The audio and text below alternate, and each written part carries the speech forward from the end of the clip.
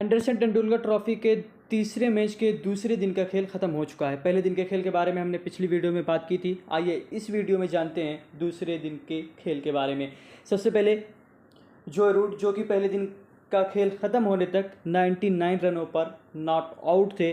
दूसरे दिन का खेल शुरू होने तक सबसे पहले उन्हें यही तलाश थी कि वो अपनी सेंचुरी कैसे करें। हालांकि इसके लिए उन्हें ज़्यादा इंतज़ार नहीं करना पड़ा और जसप्रीत बुमराह के दिन के पहले ही गेंद पे उन्होंने एक बाउंड्री लगाकर अपने टेस्ट करियर की 37वीं सेंचुरी जड़ दी और इसी के साथ उन्होंने स्टीव स्मिथ की बराबरी कर ली इंडिया के अगेंस्ट सबसे ज़्यादा टेस्ट सेंचुरीज मारने के मुकाबले में।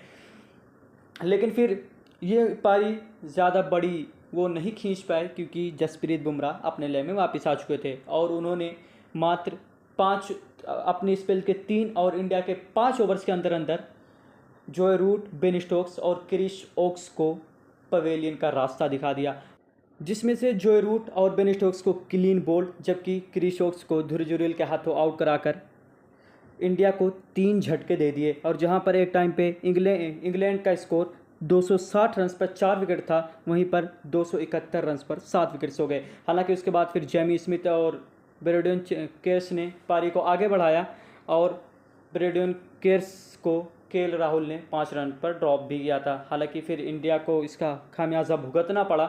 लेकिन इससे पहले आइए जसप्रीत बुमराह के कुछ आंकड़ों की बात करते हैं, जहां पर जसप्रीत बुमराह अवे टेस्ट मैचों में कपिल देव को पीछे छोड़कर इंडिया के लिए सबसे ज़्यादा फाइफर लेने के मामले में नंबर 1 पे आ चुके हैं। इसी तरह इन्होंने WTC हिस्ट्री में सबसे ज़्यादा फाइबर लेने के मामले में सबको पीछे छोड़ दिया है। फिर जेमी स्मिथ ने अपनी लय को बरकरार रखा और उन्होंने अपनी हाफ सेंचुरी भी पूरी की। उसी के साथ ब्रेडन केर्स ने भी घाव पर नमक लगाते हुए उन्होंने भी हाफ सेंचुरी जड़ दी और इंग्लैंड का स्कोर 1 सेंचुरी और 2 हाफ सेंचुरी के बदौलत 387 रन पर पहुंच चुका। हालांकि यहाँ पर इंग्लैंड की पारी समाप्त हो गई, लेकिन फिर इसके बाद इंडिया बल्लेबाजी करने आई और अपने पहले ही ओवर में यशस्वी जायसवाल ने क्रिस ओक्स को 13 रन मारे। लेकिन फिर दूसरे ही ओवर में 4 सालों के बाद टेस्ट क्रिकेट में वापसी कर रहे जोफ्रा आर्चर ने यशस्वी जायसवाल को वापस पवेलियन भेज दिया और टी तक इंडिया का स्कोर था 44 रन पर 1 विकेट। लेकिन फिर टी के बाद वापस आते ही करुण नायर और